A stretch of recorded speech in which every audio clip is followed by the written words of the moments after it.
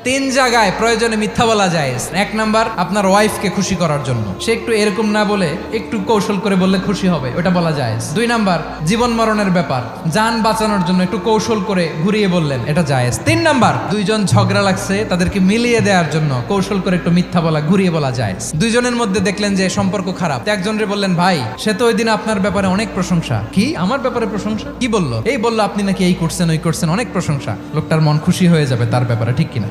আবার তার সাথে যার ঝগড়া, ওরে যে বলুন, ভাই ওই দিন তো সে আপনার অনেক অ্যাপ্রিসিয়েশন করলো, অনেক। সে তো অবাক, কি রে বলে কি? এই যে দুইজনের ব্যাপারে দুইজনের একটু ভালো ভালো কথা বলে দিচ্ছেন, একদিন দেখবেন রাস্তা দিয়ে হাঁটার সময় একে অপরকে সালাম দিয়ে ফেলছে, সালাম দিয়ে বুকে জড়ায় ধরছে, আছে না নাই?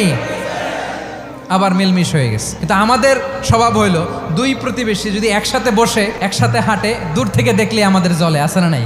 ঘটনা কি? এই দুইটার মধ্যে এত মিলকে, এই দুইটার মধ্যে গিরিঙ্গি লাগানো যায় কিভাবে?